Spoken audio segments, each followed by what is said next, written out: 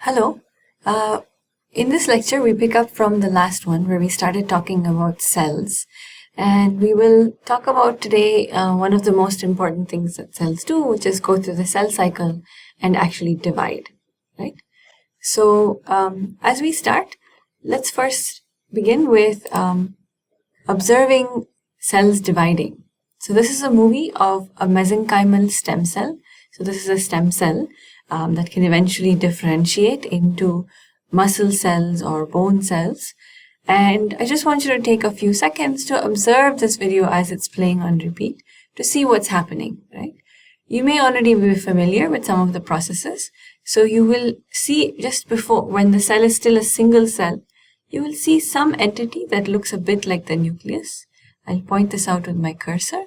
And you also see that DNA starts to get split up and there's a mitotic spindle.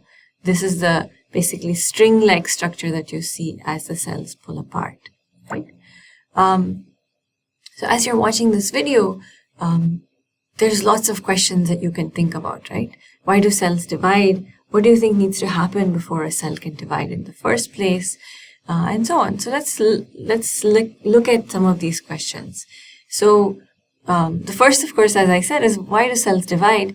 But we can also ask what triggers cell division. So when does a cell decide that it needs to divide? What are the things that the cell has to do before it can actually divide? And how can we study cell division, right? Because, of course, cells are micrometers in length.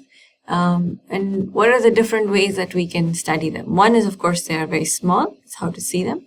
But then also, how do we know what are the biochemical processes or even the genetics that are involved in cell division? So there are actually different kinds of cell division. The first is binary fission. Binary fission refers to essentially cell division that is actually happening for the purposes of reproduction. And this refers to unicellular organisms.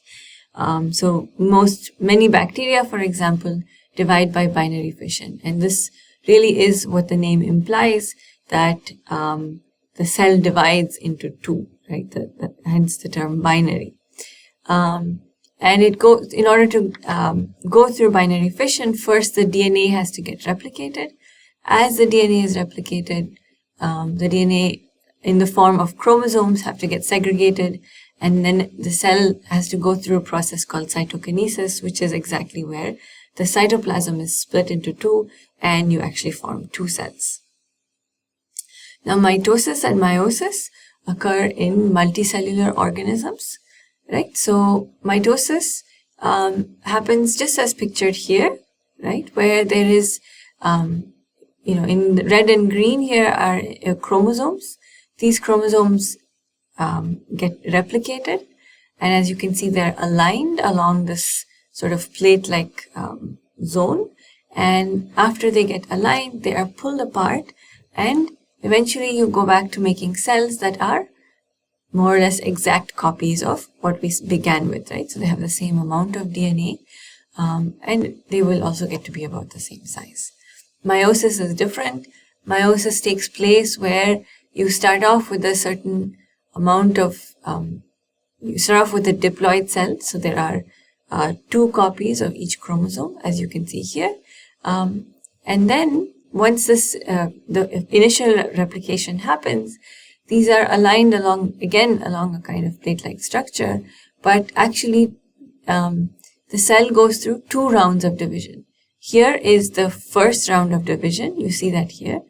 And then eventually you go through a second round of division where you get cells that have half as much DNA as you had in the initial starting condition. So you go from being a diploid cell to being a haploid cell. So you have half the amount of DNA. And these are what are the precursors to gametes. So they are the, basically sperm and egg in organisms like humans, right? And these are eventually what have to combine together to form the fertilized egg, right? And once the fertilized egg is formed, that has the same amount of DNA as the diploid cell that we began with. Okay, so let's go over this in a little bit more detail and do a comparison across the three different cell types. So binary fission and mitosis are actually quite similar in the sense that both have to do with sort of asexual reproduction, which means that you end up getting a cell that is exactly a copy of what you began with, or it should be a copy unless something has gone wrong. And you get two daughter cells, right? And the daughter cells are, in the case of mitosis, if you start off with a diploid cell, you end up with two diploid daughter cells as well. The primary function for binary fission, as I mentioned earlier, is reproduction. So, for example, unicellular yeast divide by binary fission, bacteria do that, and that's really to reproduce, right? To produce more copies of the entire organism, which in this case is a single cell. On the other hand, for mitosis, the function can often just be growth or repair as well, right? So if you, scrape some skin, you will eventually need to make more skin cells, right? And this happens through mitosis. So another thing that you will note here is that in the case of binary fission, DNA replication, DNA starts to replicate as division, and the cytokinesis actually already begins. But in the case of mitosis, DNA replication has occurred much before the cell begins to divide, right? And in both cases, the cytoplasm is actually divided through cytokinesis. Now, meiosis, on the other hand, is a process that is involved for sexual reproduction, where you begin with a diploid cell and end up with 4 haploid daughter cells, right? Compared to mitosis, where you end up with 2 diploid daughter cells. And meiosis is the process through which we produce gametes, right? What I mean by gametes are the sexually reproducing cells, so like sperm and egg. And cells divide through the process of cytokinesis, but because 2 divisions take place, cytokinesis occurs twice. So, just a little bit more detail. We won't go into all of the nitty-gritties, but it's important for us to have a good idea of what is involved in the process of cell division. And we talk about mitosis briefly, okay? So mitosis is part of the entire cell cycle, okay? After mitosis, there are gap phases. So this is the G1 gap phase. S stands for synthesis, and G2 is another gap phase. So when a cell has to undergo division, the S phase is where actually DNA replication occurs. It can also go through G0, which is basically a rest phase where the cell is sort of put into stasis before it can continue to go into the cell cycle. Okay, so here's a few more details about the cell cycle. This is when the cell is in interface, really the cell is just sort of sitting there and it's carrying out its sort of daily functions. It isn't actually dividing, right? And then these phases, prophase, prometaphase, metaphase, anaphase, telophase, and cytokinesis are the phases of mitosis, right? And what you see here is actually, you should note that there are sort of 2 overall, let's say, structures that are forming, or functions, processes that are taking place. And in yellow, you see what is called the mitotic spindle forming.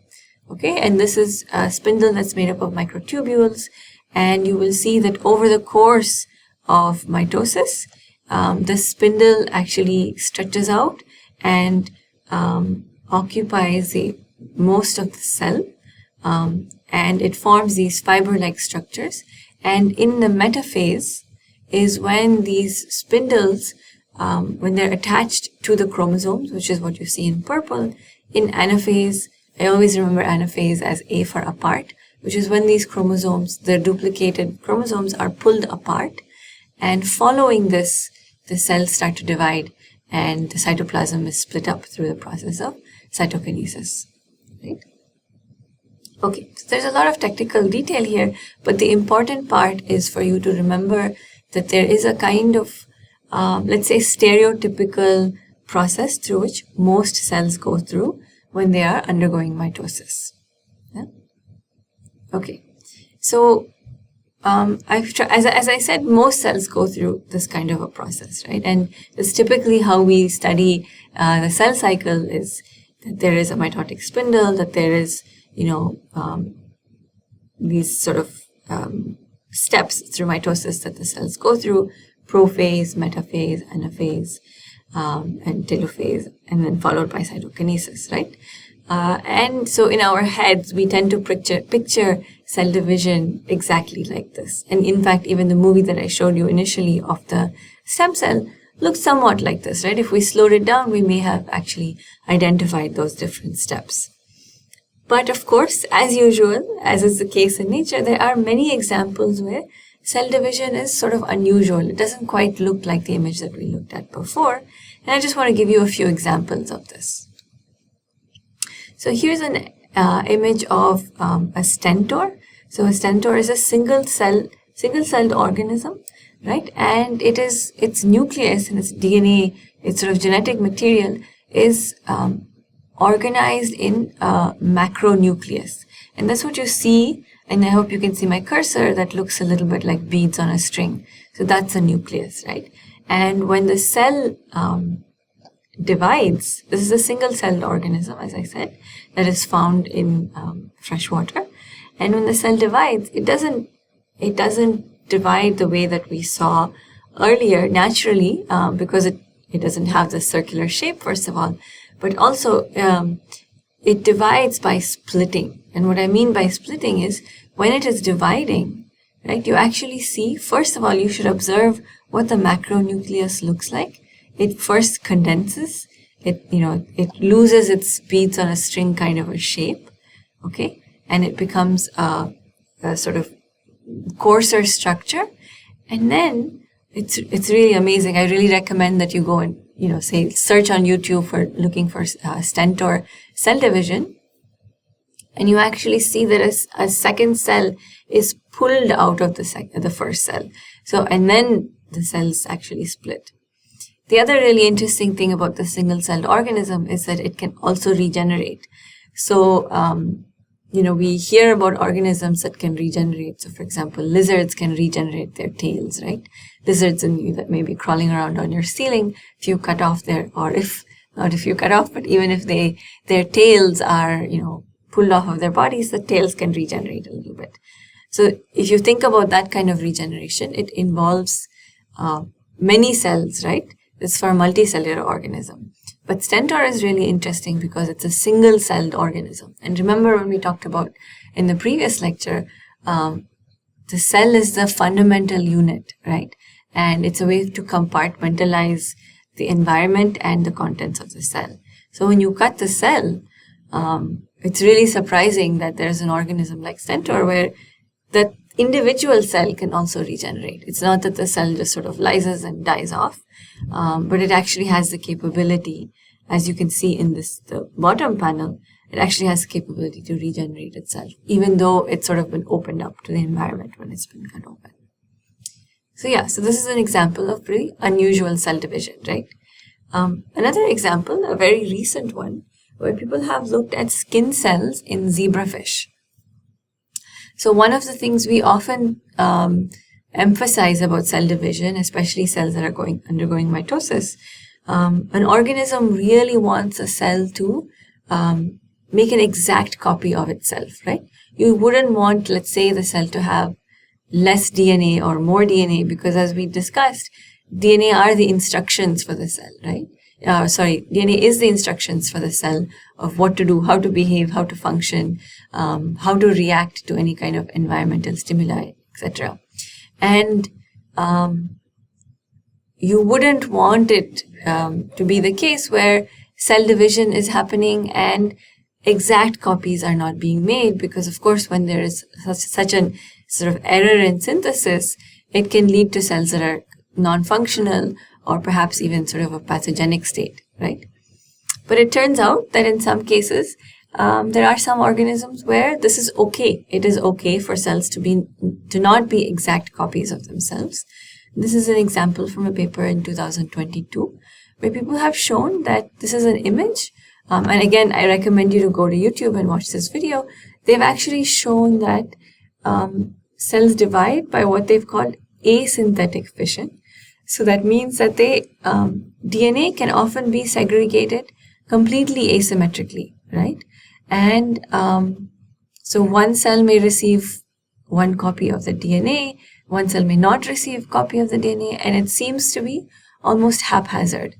They haven't quite figured out why this occurs, but they believe that it could be because during development, right, the surface of basically the surface area of the zebrafish is expanding so quickly that cell division is unable to keep up, right? And so what the zebrafish does is it just keeps dividing, and it's not so worried about making cells that are perfect copies, right? But it needs something to cover the surface of the body, so it needs those skin cells. And after development is complete, wherever there are errors, wherever asynthetic fission has occurred, it goes back and repairs those cells. So that's a really sort of a new kind of unusual kind of cell division as well. Then there is symmetric and asymmetric cell division. So symmetric cell division is really what we've talked about already, where, something like mitosis, or at least that's how we've talked about mitosis, where the mother cell produces daughter cells that look exactly the same, right? So this is what's pictured on the left-hand side. So stem cells, the ones that have a potential to divide and differentiate into any other kind of specialized differentiated cell, often have the ability to undergo symmetric cell division, so where they make exact copies of each other, but they can also undergo asymmetric cell division. And what this means is that there are, as you can see in this image on the right-hand panel, right, the stem cell, as it's dividing, there are these little dots, right? So these are cell fate determinants. What we mean by that is there are sort of biochemical entities that help determine the fate of the cell, right? And by fate here we mean its differentiated state. So does it become, let's say, specialized, and does it become a precursor to be a muscle cell or a bone cell? Something of that sort, right? And so what's imaged here in this cartoon version of asymmetric cell division is that on the top side, there are these little pink dots, right? So this is one set of a cell fate determinant. On the bottom half, the precursor of the other cell, are green dots. And these are basically cell fate determinants for a different kind of cell. And what you see here is that once the cells divide, this cell has gone through an asymmetric cell division. And it results in one cell being a copy of the mother cell, which is the stem cell. And the other cell, the second one, has differentiated, right? So it is now ever so slightly different from the mother cell. And this is actually a very special feature of stem cells. And this occurs a whole lot during the course of development. And it's actually, a very special feature also of most plant cells, most plant stem cells. Okay. And of course, another very interesting example is cancer cell divisions, right? So if you have cell division take place, let's say through regular mitosis, if a mutation occurs, right, there is some sort of error in replication, for example, this might lead to a cell of a different kind forming through mitosis, right? And once a mutation occurs, mutations can continue to occur, and these can accumulate. And this often leads to cells of, say, different size and shape as well. So again, this is an example of let's say, mitosis, where the daughter cells and the progeny of the daughter cells actually lead to very, very different kinds of cells, and that this sort of, let's say, abnormal cell division can lead to really serious problems such as cancer. Okay, so this is just an overview of the different kinds of sort of unusual cell divisions that we've learned about. One is the cell splitting in the example of the stentor. Asymmetric division we've seen in two different examples. One was for the stem cells, right, where you get the outcome of mitosis can be, again, a cell that is exactly similar or exactly the same as the mother cell, and one that has differentiated. we also saw this example of asynthetic fission where zebrafish skin cells can actually divide and without actually worrying so much about DNA segregation being exactly the same among the daughter cells. And then between cancer cells, we saw that cell divisions and accumulating mutations in the DNA can lead to cells of very different size and shape. Okay, so I want to briefly talk about how, our understanding of mitosis and the way we think about it has been challenged actually by looking at these unusual examples. And why this is important is because throughout this course and throughout basically most of what we learn, we tend to categorize the things that we learn, right? So we learned about mitosis and we said it goes through these different phases, right? There is prophase, metaphase, and so on. So we talked about these different phases of mitosis, and we said that there are these kind of buckets in which we can put in mitosis. But one thing is for sure is that mitosis is a continuous process. It's not as though there is a switch, and a switch turns on, and then the cell is going through metaphase, or then there is another switch and the cell is going through anaphase, right? It is a continuous process, but it makes it easier for us to understand mitosis, to put this process into these kinds of buckets, right? And it gives our knowledge a kind of simplifying structure, right? It gives structure to help us think about processes. But as we've discovered after that, there are many different kinds of cell division as well, right? And it isn't that we can necessarily put everything into those buckets, but we still have to call those processes mitosis, right? So we have to ensure that every time we are thinking about categorizing knowledge, right, we have to ensure that we have to be open to processes that don't quite fit into those buckets, but are still the same, right? So we shouldn't let categorizing, while useful, we shouldn't let it blindside us to new ways of thinking, right? So for example, when people were studying the zebrafish skin cells dividing, because they didn't see this equal segregation of genetic material of the DNA, they could have just said, well, this isn't mitosis, right? Or this isn't cell division. But it is. It's just that it's an unusual kind of division, right? So in summary, in this lecture, we've talked about 3 different kinds of cell division: binary fission, meiosis, and mitosis. I would encourage you to go up and look up resources to look at those processes in a lot of detail. We have not covered those in detail in this session, mainly because we wanted to expose you to different ways of thinking about the cell cycle. We've then talked about briefly the different phases of the cell cycle and mitosis. We then covered really unusual kinds of cell division and cell cycles. And we briefly discussed how categorizing knowledge can be useful in terms of simplifying our ways of thinking, but that we should also not allow it to blindside us from making new discoveries.